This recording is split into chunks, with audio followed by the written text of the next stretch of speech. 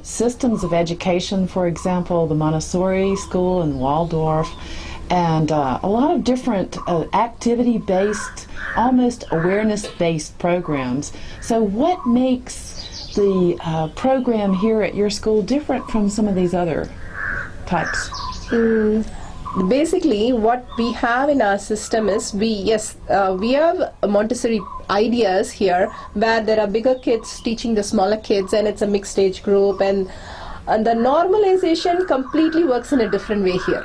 See, normalization is by activity, doing and understanding yourself. You grow out of and become normalized with everything. Okay, when you use the word normalize, what does that mean exactly? In Montessori, they have a word called normalize. The child normalizes when you give activity which they are interested.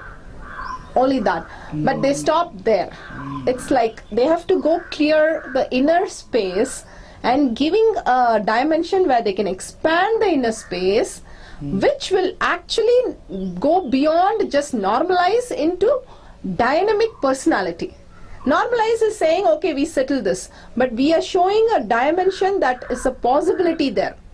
We are creating a possibility for them to build in that. Okay, So, can you give an example of that? It's a little bit abstract. okay, when you go into a classroom, they keep the activities for the children, and the child picks up the activity which they want to work on, and they set up the whole activity and start performing. Since it's in control of error, like you can learn from the whole thing by yourself, by adjusting the coins and things like that. You can make a mistake and you can correct yourself. But by doing that, you know what level you are, and you can push yourself to the next level in that activity. So this is just normalization. But what we are doing in the next level is, we are making sure we can make them more creative. We tell them, take it apart, do whatever you want to create, just beyond even that space of playing with a toy. So it's jumping out of the boundaries. Yes, so out of the box thinking, divergent thinking starts happening. Yes. So their confidence is not just, I am confident enough to learn this, but I can create new things out of it. I can think in a different ways and attitude that I can have a beautiful divergent thinking out of it. So this is a dimensional jump for the child. So this is what we go beyond the normalization. So it's just one concept, and Montessori has a lot of concept, but the true value, how to behave and how to act in front of people, they have a class that they have to be graceful to others, they have to say please, thank you, they have to say all these things to the parents and all that. But why it should be, rules should be used, why we should do this is a problem for them. Because if you do something without understanding, you're still teaching the mind. If you teach the inner space, then they will automatically do it. They will say, oh, this is what is required. I have no choice here. Okay, so when you talk about inner space, and for a layperson who is not understanding what that word means, when you think about space, it sounds like there's nothing there. And when you talk about mind, in the West we talk about being mindful, so that means that you're thinking through and you're making good choices based on your thinking. What's coming out of an inner space when there's nothing there? See, what we say as inner space as how you feel inside. How you feel. The feeling inside you is the inner space. So if the child is feeling happy, we can call the child, you are in the correct space. The minute the indicator moves and goes to feeling sad, upset or anything, then your inner space is getting hurt. You're putting cracks on your inner space. And you need to heal the inner space, otherwise the depth is going to become very deep, and it's solvable, is going to take a lot of time. Then you have to only remodel the whole inner space. So this is what we make them understand in each and every situation. For example, the classroom will have be quiet, be silent, so many rules. Use your walking legs, this is one of the common thing. But never it has been thought why we need to do it.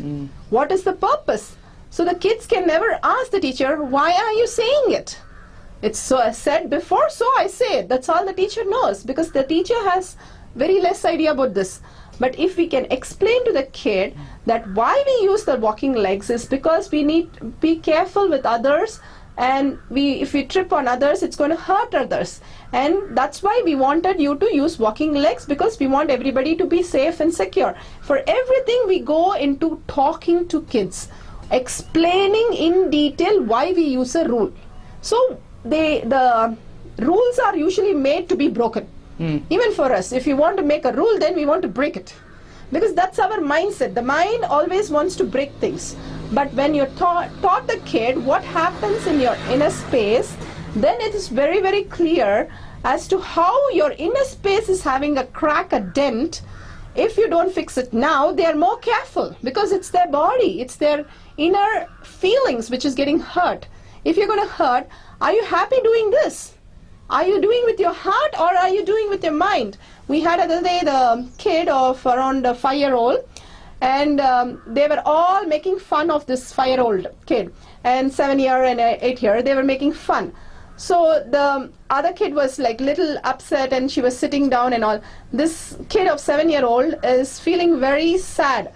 Oh my God, she started feeling sad. So immediately he says to the teacher, the indicator makes me feel something different. It's not happy. So the teacher advised, because you're saying, you're kind of putting her down all the time, your inner space is feeling difficult. Why don't you try put her up and see what happens? So this boy goes of 7-year-old to that 5-year-old and tell, would you be nice if you can accompany me in this max problem?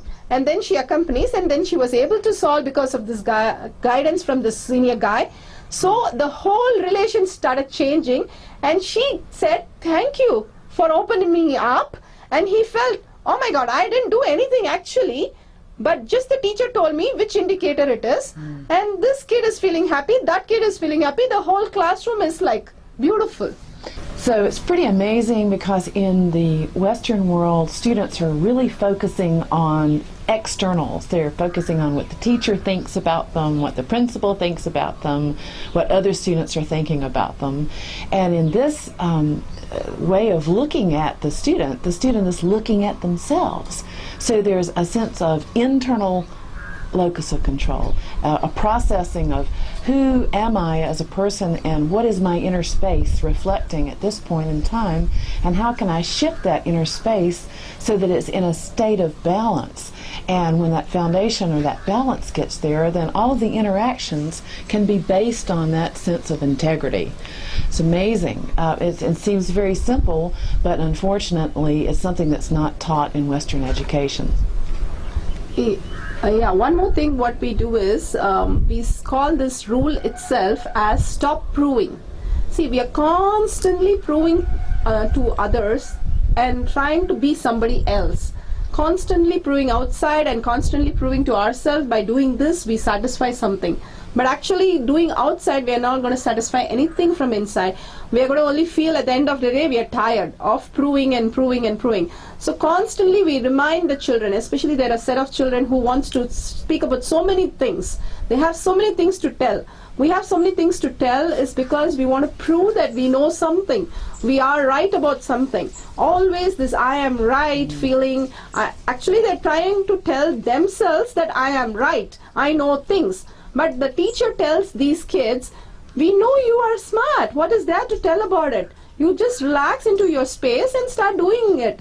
So we just convert this energy which is going, dissipating into trying to prove, into moving productively. We make sure they are enhancing and moving into different dimensions rather than dissipating into the energy where they are trying to prove themselves. So these kind of inner dialogues which the teacher is going to talk to the kid to correct them, to make them understand that they are beautiful by themselves, they are so unique and beautiful that they can come out with more creative things than just keep proving and telling everybody this I did, that I did, and this is what is complaining. All these happens because we want to prove we are right. So that's where the whole problem comes. So constantly the teacher in our school works on the inner space. Really they become the mentor of inner space, and they follow those inner space constantly, and making sure they are compassionate, making sure they are not comparing, they are unique and they are just going on their dimension. And also we, apart from Montessori world of schools, we do a multiple dimension learning where each kid can develop their own ways of learning. It's not that they have an activity, they finish the activity and group activity and it's done. We have a way there where we can expand. One kid will be singing a song about it, one kid will be drawing a Pictionary of it, and the other kid will be playing a game of cards about the same subject. It can be multidimensional, happening in the same place. So that is called multiple intelligence. Bringing out all the dimension of all the kids, the classroom looks like a carnival. It really looks like a carnival, so the learning happens instantaneously. And actually we celebrate every week the carnival of the subject that we did. Literally we have a carnival, so that we can all participate in all dimension. So the reiteration is through fun. So the concentration is more, alertness is more, plus inner space is cleared. So all dimension comes into play in Nithyananda Vidyalaya. Wow. So the other thing is that I walked into the school the other day, and the teacher had to leave the classroom, and they were working with the abacus and doing some math projects. And the first thing when I walked into the room, normally when another adult walks into the room, the students are distracted and they start to look at the person and ask them questions. They glanced up at me, but they immediately went back to their work. And then they continued to interact with one another, and there was a real excitement about what they were doing, so that they were so enthralled in the actual task that there was no need to get off task. Whereas in a Western education system, the minute the teacher walks out of the classroom, the students just stop what they're doing because they're not interested really in what they're doing to begin with. They're just doing it because they have to. So this whole idea of being hungry for knowledge and being excited about the learning process and adding some new multi-dimensions to the whole learning setup is really relevant. Yeah, in Montessori they have this silence. The activity, once they start doing the activity, there will be a pin drop silence in the classroom. If it's noisy class, then they don't accept the class itself. But actually when you're celebrating, you will come out with laughter and noise. When you see kids laughing more, they are stepping into a beyond logic zone. So they are actually celebrating the activity they are doing. When you celebrate, you will actually learn in an inner space only. So they can remember longer, they can come with creative ideas, and each one will be trying to help each other, because as a group they have to perform. It's not just the one person who performs and gets the mark. Is your group performing? So it becomes like a group activity. They form their own groups and they support each one by themselves, and it's a lot of celebration. In a place of celebration there will be noise, but in more productive way. Not out of screaming or anything, but more laughing and I got it and she got it and things like that as a game. A lot of celebration. Well, I don't think they know the meaning of the word celebration in the schools where I've worked. They celebrate during extracurricular activities like going to the football game or going out to lunch or sitting in the cafeteria or smoking on the smoking court, but not in the educational process.